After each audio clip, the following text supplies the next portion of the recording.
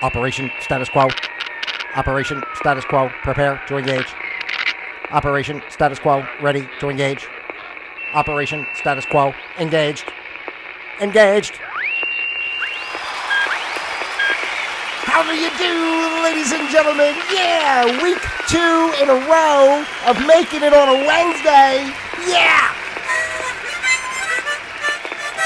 How about that? We're really getting it together here finally, ladies and gentlemen. It's like taking 2 months. I just joking around. You know how it is here, guys. It's the live stream of consciousness. It's Operation Status Quo. The most important thing, really, about Operation Status Quo is that there are no limitations and pressures of what should be at any given time. So that's the beauty of it. But as I said last week, I like to at least maintain some sort of consistency because you are an audience out there.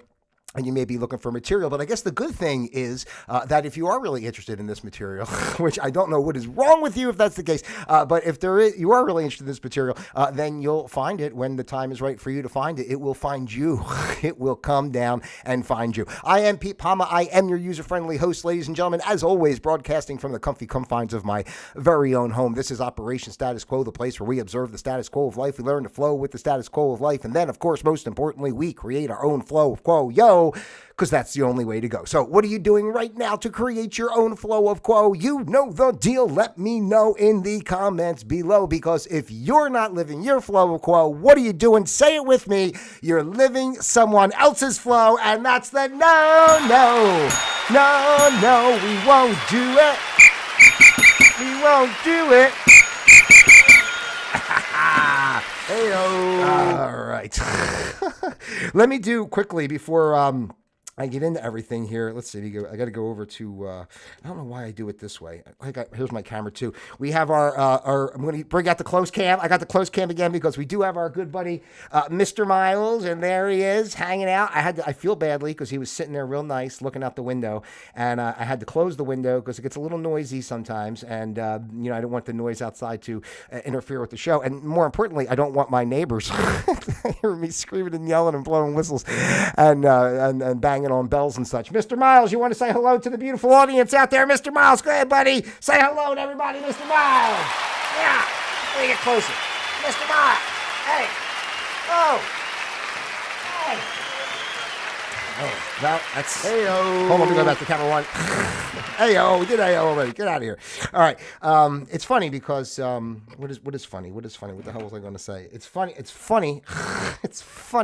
I actually put Miles in one of my videos yesterday. He's now become part of the cast of the New World. I always want to incorporate him in the videos sometimes, ladies and gentlemen, but unfortunately, I feel badly because what's he know, this poor little creature, and I'm running around the house all the time, recording myself doing all this stuff, and he just looks at me like, what the hell's going on? It's but I have these ideas really of making a full bit just about him, and, but then I gotta I gotta put him places and film him, and I don't want to make his life uncomfortable. It's bad enough that he's living with me. Do I need to make his life any more difficult than the spiritual torture he's already chosen for himself? Yeah. Hey-o. Let's get into it, ladies and gentlemen. Today is the 18th of February in the good year 2026, and today's program is entitled Too Blind to See. In today's world, or really in the world in general, in this life, this human life that we live, you think about how quickly we accept what we see with our eyes, right? I mean, we just basically walk around and, because life is so fast-paced and we're so programmed by the thought patterns and such that, we just kind of soak in information and we just accept everything we see as face value. But when in actuality, ladies and gentlemen, there really is nothing to see with the eyes. I look at the eyes as a limitation in a sense, not totally, because I always believe that we're a reflection of what's going on within ourselves, but that's not just at an individual level, that's at a collective level as well. So there's a bunch of levels within the levels of what we're seeing anyway, right? So, I mean, it's not that they're bad per se, but, if we kind of limit ourselves to that one surface level of what we see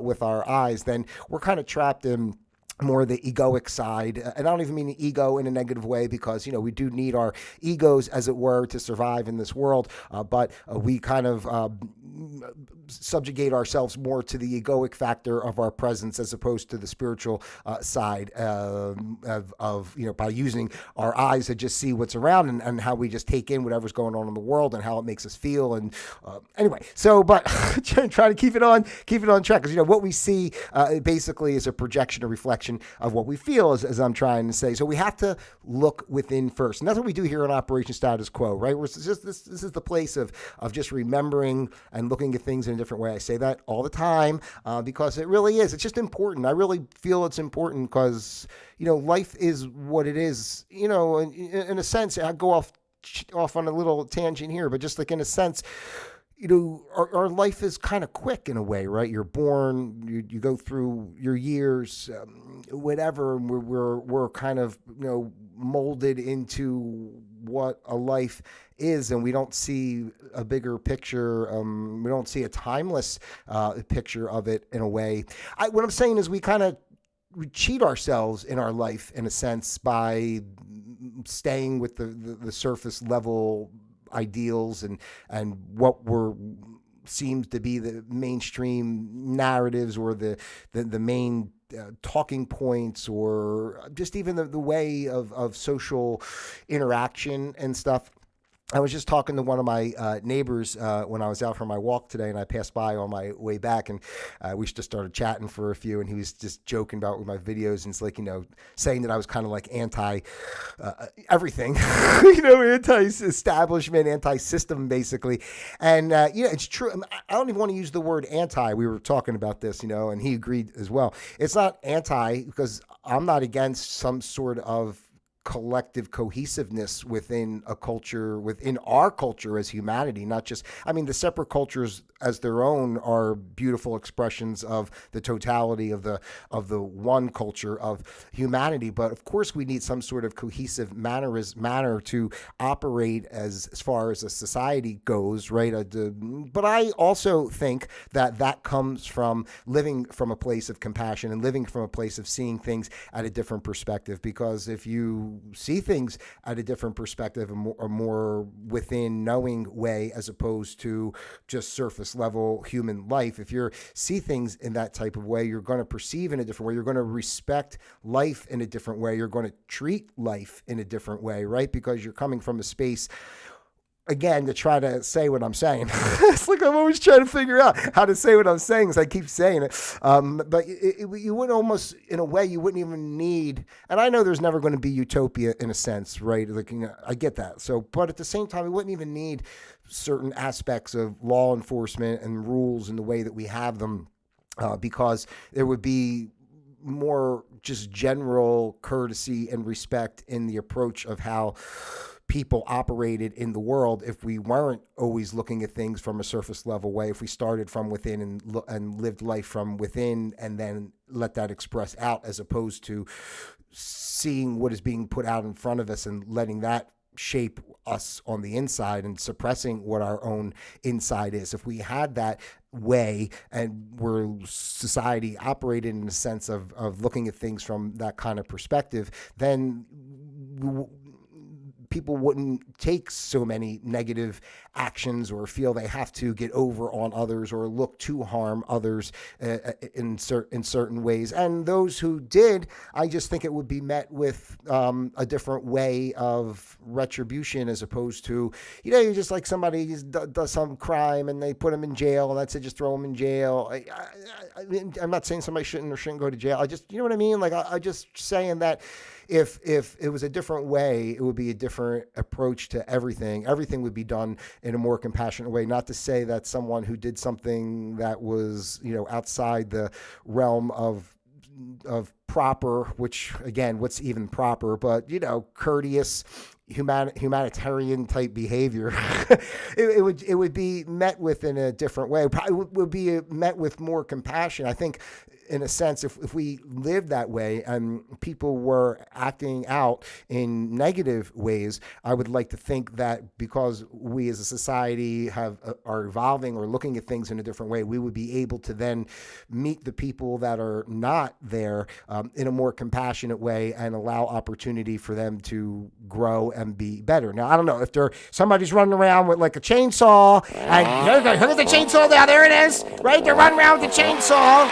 and they're chopping people up. I guess that could be a problem. Then you got to call the ambulance, and we need some help. So we still need hospitals, and then here come now the police are back. They're hovering over in the helicopter, and then why not? Let's just put a cuckoo clock in there. Cuckoo, cuckoo. Everybody out of here. Everybody out of here. All right. So. Yeah, I kind of feel that way. It's like, you get a vibe, in general, just kind of speaking on like too blind to see, like I'm saying, like, people don't even realize sometimes that there are things to see. They're unaware of their own intuitive abilities. We all have intuition. We all have, I don't want to use the word psychic per se, but we're so much more than just the human that we think we are. So when you get those vibes or an image or an idea and, you feel what that means to you, if you connect with that, right? Like, don't take for granted. I think we take for granted all the time, right? Just, you just dismiss a feeling or you dismiss that idea or something that, you got that vibe, but you kind of dismiss it, right? Because and you just go about, no, that can't be.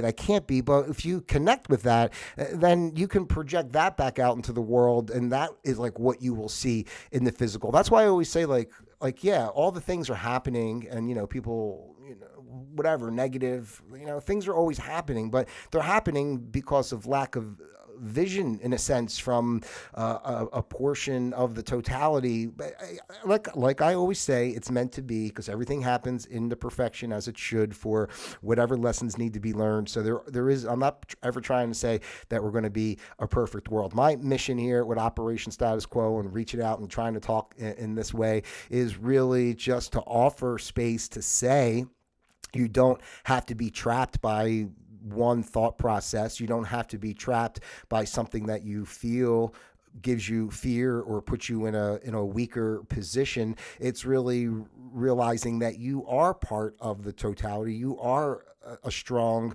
spiritual essence, a divine portion of the whole, right? And so, okay, so if you can accept that, then how do you and believe that, then how do you utilize that to go within and remember and let your world will express, even when like I talk about this, even for me, all the chaos in this world goes, but I don't feel it's part of me. I don't attach to it. I don't really follow it. I don't, I'm trying, I always, I feel like I'm such a, not to say a loner in certain ways, but I'm living in this world. Sometimes I'm out and about and I go what am I even doing here? What am I doing in this crazy world? Last week, was it Saturday? I had to go meet with the people that I'm working with the website, and we were going over some stuff. So I'm driving home and I have no problems, right? I'm not in a rush to get anywhere or whatever, but I went over into the left lane to go around because the traffic was kind of stopped in the right lane, and I guess the guy behind me or next to me, whatever, he didn't like that I moved over. I mean, I take my time. It's not like I'm jumping all around in and out of traffic or trying to cut people off. I can give two craps. I'm going 5 miles down the road. I got nowhere to go. And there's a traffic, especially here in Florida, in this area, there's a freaking traffic light. You can buzz down the road. It's like that scene in Meet the Parents, right? When Fokker's racing De Niro home, right? And they keep pulling up to they buzz in and they pull up to the light, and then they take off and pull up to the next light. That's like what people do around here. It's like, you're not going anywhere. Where's there to go, right? But long story short, if I could, that person got mad at me, and I guess when they came by on the other side, if they were drinking a soda or some kind of thing, they threw it at my car and they hit the back of my car. And the first thing I thought was did that guy just throw a soda or whatever drink he had? Did he just throw that at my car? And I didn't even get mad, right? I said, what I should have done was pull up. If I should have got next to him and said, "Oh, I'm so sorry, you dropped your drink back there. Can I get you something else to drink? It looks like you dropped it." Oh my gosh. And I think to myself, like, not for anything, I would never waste my drink like that. If I bought something, I'm drinking it. I'm not going to, throw it out the window in the car because I'm mad because he went by me. And then the truth is, like, he buzzed up off around me, and then I still wound up, passing him at the next light because, like, there's nowhere to go, just like I'm saying. So now I still wound up passing you. I wasn't even trying to get ahead of you. We no one got anywhere, and you lost your soda or whatever the hell you were drinking on top of it. Had to go home and clean off the back of my car. I didn't want any stains. Back in the day, I would have ran that guy off the road right into a telephone pole, But I'm a calmer Pete now, so that doesn't happen anymore. Now I smile and I laugh because I wasn't really in the wheelhouse anyway. But so yeah, and so anyway, just going back to what I was saying, so many people basically, they're run by their own fears and emotions, right? Just like I'm talking about this guy with the car, like if you had a different perspective instead of being so reactive, take it so personal that I either got in front of you or went past you or whatever. Like I attack, I'm attacking your family, like burning your house down or something, right? How personal people take things. That's not just to finish this tangent. It's one funny thing about being on the road, because you could be like next with your neighbor, and then it's like your best friend. You shake your neighbor's hand and you talk to them. How you doing? And then next thing you know, you go out on the road and you're running each other off the road, or you get pissed off. You might not even realize it's your neighbor, right? How does that ever happen to anybody? Where like you get mad at somebody, you beep at somebody, right? Then you pull up next and you realize like, oh, that's my neighbor. How you doing? How you been? Yeah. Oh my God. You're the guy I was just going to call an asshole and give him a finger to. I can't believe it. Yeah. Oh no, go ahead. No, you go ahead. It's funny, right? The psychology of driving. But that's part of everything I'm talking about, the programming and everything else, and how we don't realize how entrenched we are in our own thoughts and like how fast the brain goes without ever giving the space to have the knowing that I'm talking about, the going within and projecting a different world as opposed to reactive. But again, as I always talk about, our mainstream societal structure is built for that, right? It's built this high pace, gotta go, move, boo, and da, and everybody's under the gun, and I gotta get ahead of you because I gotta get over here, and then I gotta get over there, rah, and everybody's just like, it's like mental mayhem all over the place, and everybody's like at odds with each other and trying to get ahead of each other, and nobody even knows where the hell they're going. It's like, what? It's like, so, yeah, so when people do that, when they live their lives based on their fears or emotions, and then they see confusion and chaos, right? But in reality, they're only really seeing the confusion and chaos within themselves, like because that's part of like that's the part of not knowing the knowing. If you know the knowing, then you realize that whatever you're seeing outside is really within you. I think about it all the time, and my ups and downs of things when I have a bad day or I'm agitated about this or that or whatever, and I say like, damn, like what is this teaching me? Why am I feeling this way today? What's my problem? What's my damn problem today? I got lots of problems, but what's my problem today? So if we use our eyes at the surface levels, I was saying at the beginning, so many people just do that, just quickly accept what they see. We're limited by the physicality of an image, and quite honestly, the programming of what that image means. I'm just randomly saying this, like just say the Statue of Liberty, right? Everybody has an idea of what that is and what it means. I'm not saying that it doesn't mean, or I'm not even saying it means anything. I'm just trying to say that's like an image, right? Like the Statue of Liberty, and right away you have a feeling, you have an idea, a concept of what that means, or where it came from, the whole to-do. But you don't really know. That's just a projection of a concept that's been programmed into your brain. Like, I'm not saying I'm just talking about that. You could put that on anything, right? I'm just saying. But in actuality, what is it really? It could take on, if another storyline was programmed into your brain from a young age of what the Statue of Liberty is, then you would be thinking that, right? It's like I said, I always say it's like in life, how malleable life is. It's like it's Play-Doh. It's just whatever images are created out of thoughts and feelings, and then utilized to reinforce thoughts and feelings. And powers that be are obviously well aware of that, and they create images and ideas and ideals that they project out into the mainstream world. It's almost like sick, like slowly poisoning the water. It's like because people are going to keep drinking the water, and you just like slowly put the crap in the water. It's like in Batman when they were putting all that stuff in the water, and then they used the vaporizer, to steam up the water so people can breathe in what the chemical is that's in the water. You can't get it by drinking it, but once you breathe it, right? So it's that kind of thing. It's like they infiltrate society with all these ways and levels and little what do we say? What's the surreptitious programming and such? Just little ways here and there that build into the collective. It's like what I'm saying is like they poison the collective. They poison the collective mindset in a sense, right? They poison the collective mindset purposely because, as I always talk about, if everyone was aware of their true power and essence, they would never put up with the way that life is. There's absolutely zero reason for us to be living the way we live, in a way of the way we manage everything we need for our human existence, as far as food, shelter, water, the way it's all managed, the way our cities are built, the way everything's constructed, the way resources are wasted, discarded, the way people are, dump chemicals in the ocean and whatever, right? It's just trash. I mean, it's zero necessity for us to operate in that way whatsoever. And that's why, joke going back to my neighbor saying like anti-system and stuff, but this is why.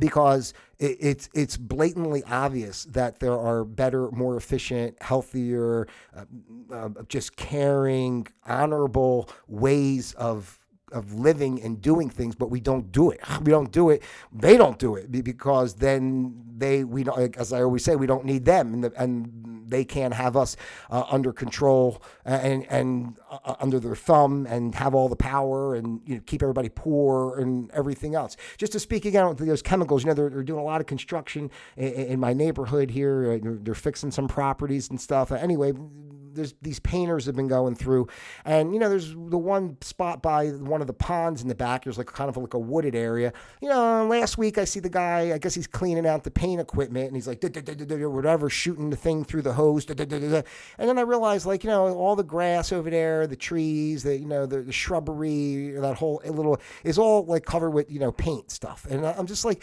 you just like go into the like nature, just like dump paint. Like I'm sure there's so much stuff being dumped. Like, it's just when you see it, when you see it, like, you start thinking, like, I walk by here every day. It's a beautiful spot. And like, they're back there, like, take your freaking paint shit and go take it to a proper storage. I don't know. And clean it there and flush it out there. Don't flush it out here in the trees where the birds and everybody, there's animal life in there. I don't know. You're right. You just poison everything. Dump shit in the pond sometimes. I'll see like a Gatorade bottle or something in one of the ponds, like these workers and the landscapers, they just throw their crap around and everything. And it's like, can you see those little damn ducks out there? Don't you see those ducks? They don't want it. They don't want a Gatorade bottle.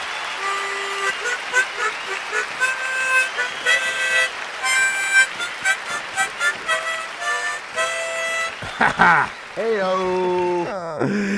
It just gets me agitated with all that type of stuff. But anyway, like, again, using your eyes at the surface level, you're just limiting, your life in a way, right? You're just limited because you don't see the depth.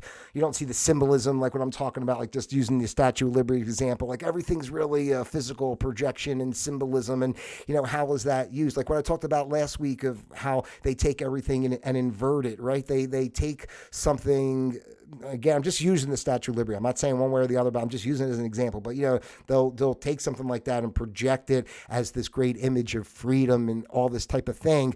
But, I mean, look at what leadership does, and where not just our country, all the countries, the global conglomerate of assholes, that run everything and create. Then they create these ideas, and then like I said last week, they touch your heart with it and such. And and are able to manipulate you and program, and then everything you just see in the world is like normal. Like, it's normal for people to, like, it's like normal to see like a Burger King commercial come on, have it your way, right? And I'm just saying, like, if you really thought about it, you'd be saying, this kind of place shouldn't even exist. Like, for not only is it on TV to get you to go buy it, the stuff is poisoned. The way they create it is harmful to the environment. Like, it's not even real food. It shouldn't even exist necessarily, right? But I mean, it's like, oh, it's a normal thing. It's just like, oh, your Dunkin' Donuts and Starbucks and all these type of things. It's just normal. It's just normal, and people just do it. Even the people who don't agree with, like, the way our world is structured in a certain way, they still go get a Starbucks, they'll still watch their Netflix. And I know, I pick on all these things, but just the way, right? I'm just trying to say how normalized all these type of things are, of you just sit and binge watch for a weekend. Just, it's okay to eat a Snickers bar for a pick-me-up in the afternoon, right? It's just like, it's all, and these are all just like normal accepted things programmed in to keep society, not just the physical side poisoned, but your mind poisoned, your soul poisoned, your soul trapped, really, from being the best you could be. So we have to be mindful, ladies and gentlemen. Can we be mindful, please? Are you being mindful? I appreciate you being here. That's for darn sure. But we do have to be mindful of how powerful the programming is, right? Everything I'm just talking about, and how we got to take steps, in a sense, to be with our knowing in the face of of what we were fed, basically, not just the food wise, but everything, like that damn, I'm not going to go through it again, but that Super Bowl and the bad bunny, I just can't get over that kind of stuff. It's just, and how like low brow intellectual, I don't even care. It doesn't have to be about like being smart or stupid. It's just like, but how dumb are you? like to even like get into that kind of stuff and soak it in and believe what they're saying. I don't know. But too blind to see, ladies and gentlemen. Don't be too blind to see. Close your eyes and open your heart. Open your heart to me, baby. You have the lock and I am the key. Is that how it goes? I don't know. Ding, ding, ding, ding, ding, ding, ding.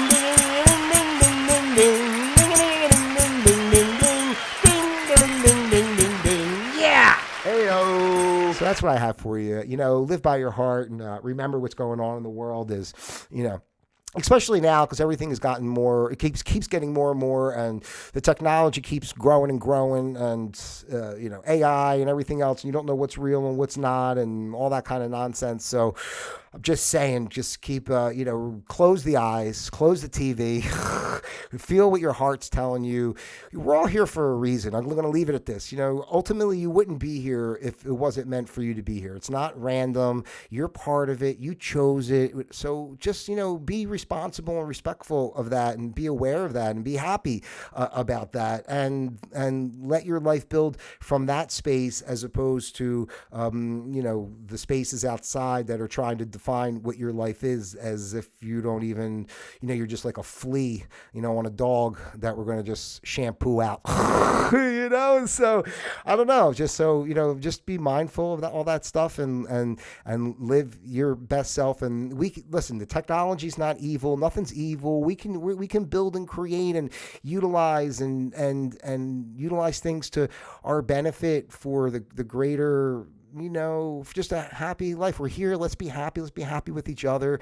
Let's do the best we can. And, even the experiences that we have as a society and individually that are difficult, we can all build each other up and learn from each other and help and create a space that just flows better. And, we just all give each other a break and turn off that damn mainstream media. Will you? For God's sake. They're killing us all. All right. That's what I got for you here today. Where's my applause? Thank you. Don't delay. That's what I got for you here today on Operation Status Quo, ladies and gentlemen. Heyo. If you haven't done so already, please take the time to like, subscribe, share, send this out to your friends, your family, those you love, and of course, those you despise as well. As you very well know, I love each and every one of you out there individually as well as a group. God bless you. And until next time, you very well know, Operation Status Quo disengaged.